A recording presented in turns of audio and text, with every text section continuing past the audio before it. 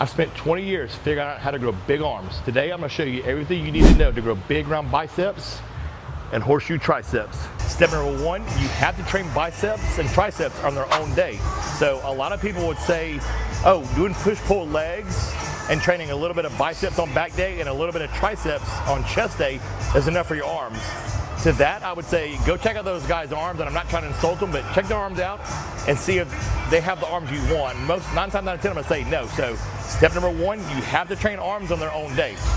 Building off of that, step two, not only do they need their own day, arms need their own day, but you've also gotta train them twice a week. So how you do this, you're not giving arms 2 full arm days during the week. What you're gonna do is during back day, you're gonna do about 5 to 6 sets of biceps, and on chest day, you're gonna do about 5 to 6 sets of triceps, and call those your 2 mini workouts earlier in the week. Then you're gonna come back on the weekend and give them their full-blown arm day. So the key when you train biceps and triceps on those mini workouts is to not give them too much weight or too much reps and volume on those days. Your back or your biceps have already been working hard on back day, helping to pull the weight, and vice versa. Your triceps have already been working to push, so they don't need a lot of volume or heavy weight on that day. They just need a little extra stimulation to get them to grow until you hit your main arm day on the weekend. Your main arm day is when you can really bump up the volume, the weight, the sets, and even do things, intensifiers like drop sets, supersets, stuff like that. That's when you save that kind of stuff for is on your main arm day. Number 3, for triceps and biceps, you have to work more than one angle. And what I mean by this, let's say we're talking about triceps. We'll start with triceps first.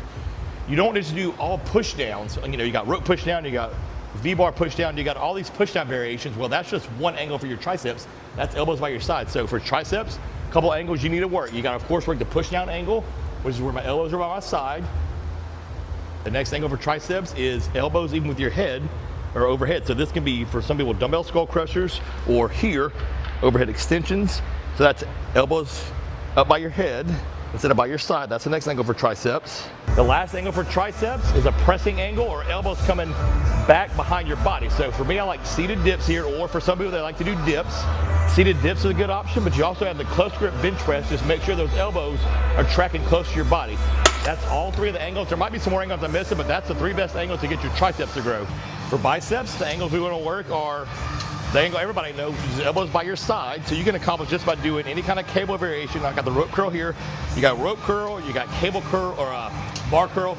Any kind of curl where your elbows are by your side. So you've also got good old barbell curl, you got alternating dumbbell curls. The variations are endless on elbows by your side. The next angle for biceps is elbow out in front. So everybody knows these pretty much being like your preacher curl, but you've also got the options like a spider curl, hands overhead cable curl, stuff like that. But the most well-known one is a good preacher curl. The key here is to not let it go all the way down and put a lot of tension and pressure on that bicep tendon. So we're here, curling up. So that's the second angle for biceps we want to work. Now that we've hit the biceps with our elbows by our side and out in front, the last angle to get a good stretch on those biceps is to let the elbows come behind the body. So I'm doing a cable stretch curl here, but know that you can also do an incline dumbbell curl. Anything where those elbows are behind your body and you're curling up. That's the 3 angles we want to make sure we're working on biceps every workout.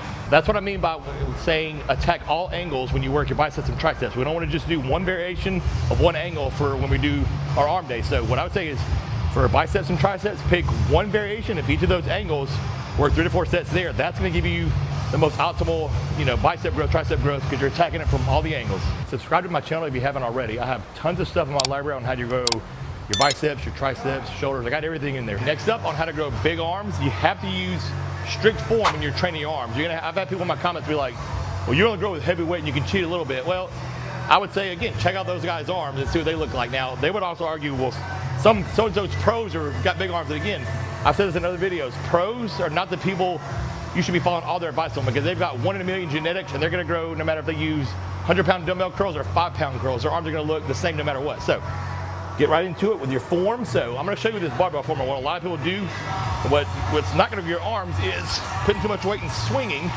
and letting your biceps only do a little bit of the work. I can remember Arnold's video, one of him doing like this, but again, he was gonna grow no matter what. What you wanna do, I'm gonna demo here. This holds true for no matter if you're doing bar curl, cable curl, dumbbell curl. Strict form, so I'm squeezing, I'm letting down, so I'm making sure my bicep controls that bar on the way down and staying engaged. Squeeze up, and so it may take cutting some weight down on this, because you can't do 100 pounds like this, but your biceps will get more out of it. You should be thinking, how can I make every rep as hard as possible for my biceps, not just how much weight can I lift, because again, you may be lifting that weight, but your biceps aren't doing all of the work.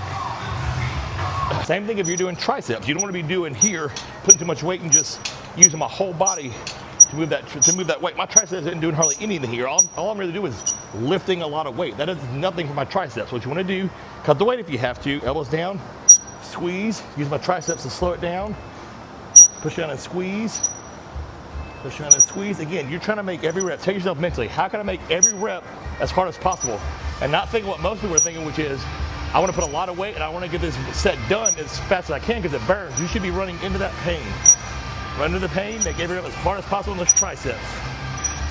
Next up on how to get those arms to grow, they need higher reps. So again, the first 10 years of my training career, I did arms in the 8 to 10, 12 rep range because that's what science told us and that's what anecdotal evidence told us builds bigger muscles. Well, I come to find out after testing and listening to other people smarter than me, arms respond better to higher reps. Higher meaning 10, 12, 15, sometimes even 20. And just know that I've had people also say in my comments, you can't take higher reps to failure. Well, you absolutely can. You just gotta make sure you're picking the right way. So if I'm going to 20, you can still take that to failure. You're not just trying to do 18, 19, 20.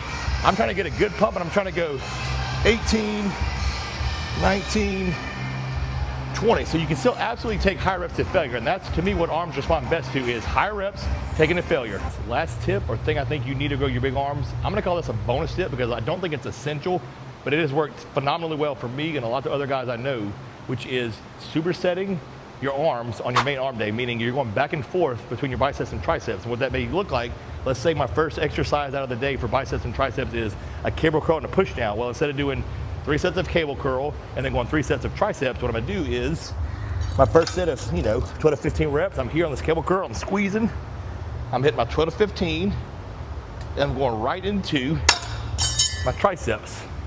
This is my first set of push downs. Same thing. Good control, pushing down, 12 to 15. What this does is, number one, it keeps the blood in your arms. You're going to get a super good pump.